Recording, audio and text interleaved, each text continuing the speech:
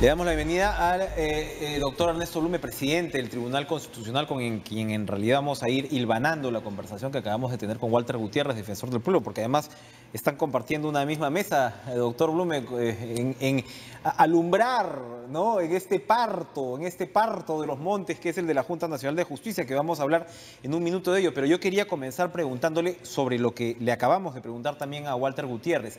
La situación de Pedro Pablo Kuczynski. Usted en más de una ocasión ha alertado, no sé cuántas veces habremos hablado en este programa, de los excesos de las detenciones preventivas y demás. Usted nos ha traído incluso informes de organismos internacionales, ¿no?, que ponen el dedo sobre la llaga. Entonces, en un caso como el de Kuczynski, obviamente usted no va a adelantar opinión sobre algún recurso que eventualmente pueda llegar a la sala que usted preside, pero se ha visto un ambiente crítico por parte de muchos especialistas. Y claro, de una parte se habla del peligro de fuga, de lo cual nos ha hablado el defensor ahora, pero de otra parte se justifica la detención en el tema de la obstrucción a la justicia. Entonces se dice que el señor Kuczynski no entregó cierta información de cuentas, se dice que el señor Kuczynski podría influenciar sobre otras personas que habrían tenido que ver, como su ex contadora Denise Hernández, pero claro, no sabemos muy bien qué grado de influencia tiene. Este tipo de conjeturas, de hipótesis, ¿sí podrían justificar una detención en esas circunstancias? Bueno, en primer lugar le agradezco mucho la invitación, siempre es grato para mí encontrarme en su programa. En segundo lugar, nosotros hemos establecido estándares que tratan de hacer más rigurosa la motivación cuando se solicita una medida de esta naturaleza. Y tiene que haber elementos fuertes, elementos probadamente importantes y contundentes para poder llevar a cabo una medida de esta naturaleza. Miren, el problema que está ocurriendo en el Perú no es un problema solo de nosotros. Como usted lo ha adelantado, ya el Sistema Interamericano de Derechos Humanos ha tratado este tema. Y hay un informe, y me voy a permitir acá mencionar una parte pequeña, de la Comisión Interamericana de Derechos Humanos, que dice: el uso excesivo de la prisión preventiva constituye un problema estructural en una sociedad democrática, estructural inaceptable, en una sociedad democrática que respete el derecho de toda persona a la presunción de inocencia, y representa una práctica contraria a la esencia misma del Estado de Derecho. Una práctica contraria a la esencia misma del Estado de Derecho y a los valores que inspiran a una sociedad democrática. Lo dice la Corte Interamericana de Derechos Humanos, refiriéndose a un problema que se está dando en la región. Ahora, si hacemos un análisis comparativo entre las legislaciones que regulan la prisión preventiva, tanto acá en nuestra región como en los países europeos y en el mundo, y hay un documento muy importante elaborado por la Comisión de Venecia, que es un organismo internacional que reúne a los jueces de todos los tribunales de justicia del mundo. Si uno analiza cómo tratan la prisión preventiva o figuras parecidas, no son tan rigurosas como en el Perú. Yo diría que esta figura de que una prisión preventiva puede ir a unos 36 años, 36 meses. Perdón, 36 meses no se ve en otros Pero a ver, cuénteme entonces, si ustedes han generado estándares, ¿no?, y esos estándares se supone que marcan jurisprudencia para el Poder Judicial peruano. Aquí, y no quiero meterme en el caso puntual, ¿ya?, pero ¿por qué se siguen dando entonces estas detenciones? Yo diría ¿no se supone que ustedes ya hablaron?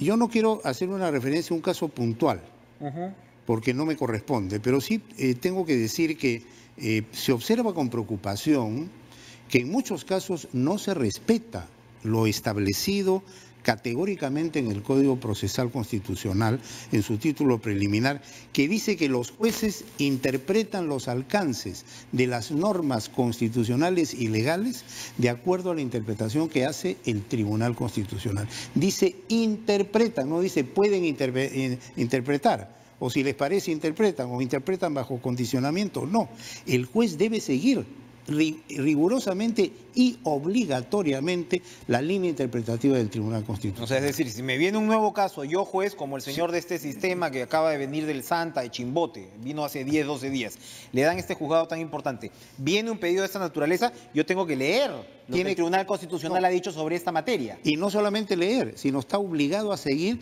las pautas señaladas por el tribunal, que es el supremo intérprete de la Constitución y que es el que da la pauta de cómo interpretar la normativa peruana y sobre todo en el ámbito punitivo.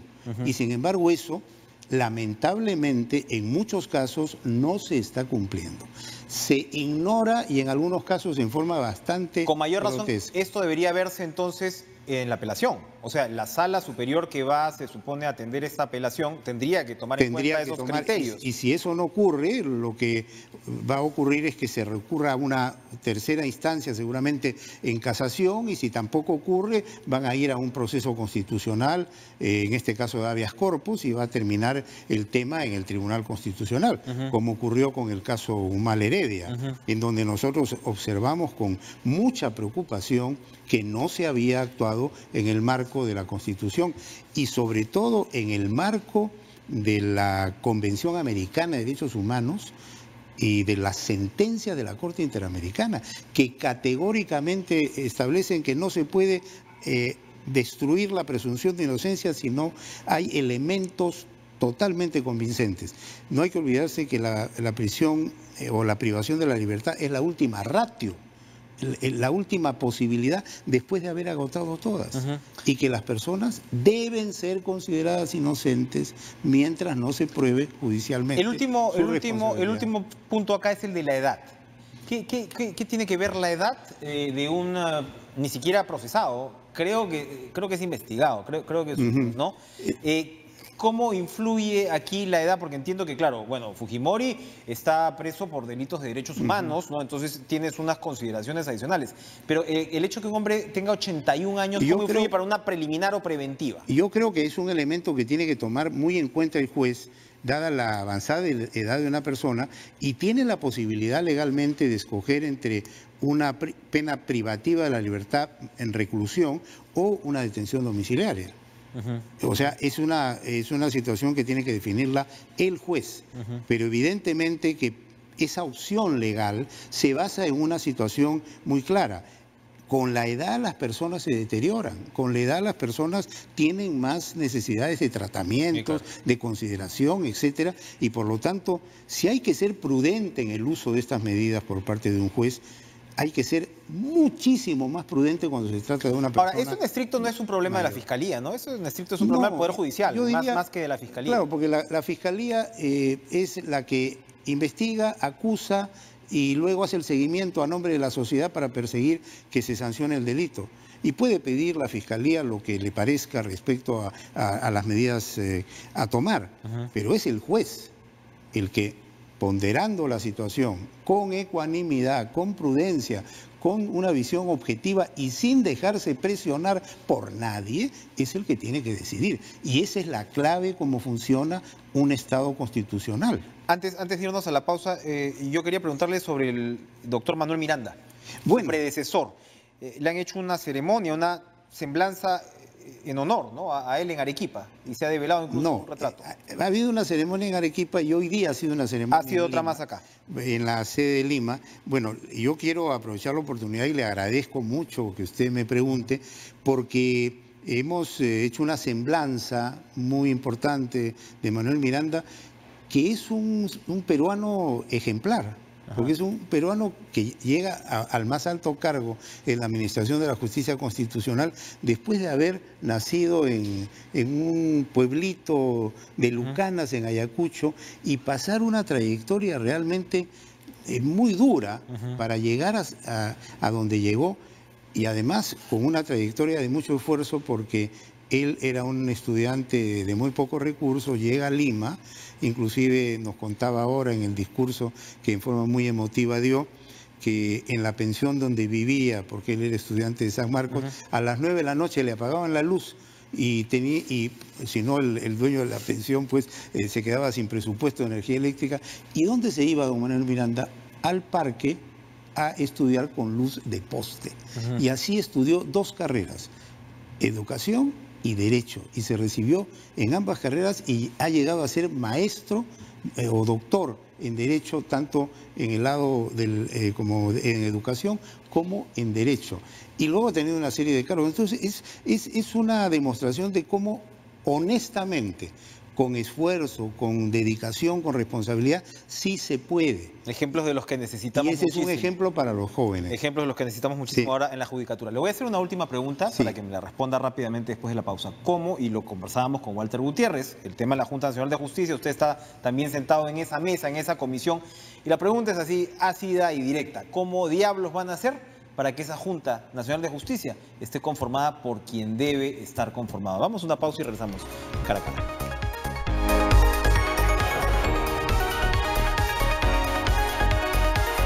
Entonces, Ernesto Blume, presidente del Tribunal Constitucional, en este minuto y medio que nos queda, ¿cómo van a hacer para que ya no tengamos doctores rock en lo que va a ser pues el reemplazo, ¿no?, del Consejo Nacional de la Magistratura en la Junta Nacional de Justicia? ¿Cómo tener pues a los profesionales más capacitados para elegir a los jueces, a los fiscales y sancionarlos? Además, que es... Doctor Blume, la reforma de justicia es, yo creo, hablamos mucho de todo, pero otra vez en una conversación que tuve ahora, finalmente esa es la gran reforma que el Perú está esperando. Sí, y está esperando, yo diría, desde la fundación de la República. Así es. Es un drama histórico para el Perú. Es una promesa incumplida para el Bicentenario, ¿no? Más aún. Ahora, usted me ha hecho una pregunta pues muy difícil. Nosotros tenemos la mejor intención de convocar a los más destacados juristas que tengan las condiciones, pero obviamente tienen que pasar todo un trámite, y si llegan a la entrevista personal nos vamos a centrar, ya que cuando llega un postulante a la entrevista personal ha pasado la prueba de conocimiento y ha pasado la evaluación curricular. Y ha pasado también el examen sociológico y psicométrico. Y por lo tanto viene a una entrevista y que puede inclusive incluir el desarrollo de un caso. Y ahí nos vamos a centrar, desde mi punto de vista, y hablo a título personal, básicamente en un análisis de probidad, de idoneidad y de trayectoria de vida. Creo que esa es la mejor carta de presentación. Una persona que durante su vida ha demostrado ser coherente y armónico entre sus principios y valores, que los debe tener y bien puestos, y su conducta de vida, ¿no? Perfecto. Entonces en eso nos vamos a centrar. La respuesta muy clara. Esperamos que los candidatos sean muy buenos, porque digamos, el proceso como lo está describiendo está muy bien. Esperemos, ¿no?, que se animen. Y yo los invito mejores. a todos los abogados y juristas que se animen y postulen. Ojalá podamos darle al país realmente una Junta Nacional de Justicia de lujo, y los resultados van a ser dados, el cuadro de méritos, el 18 de julio. Y debemos estar juramentando a los miembros de la Junta Nacional el 19 de julio. Ojalá podamos celebrar esas fiestas patrias. Gracias, doctor Blume. Gracias a usted. Eso ha sido todo por hoy esta semana en Cara a Cara. Nos reencontramos el lunes con más. Sigan ustedes en la programación de TV Perú. Excelente fin de semana. Chao.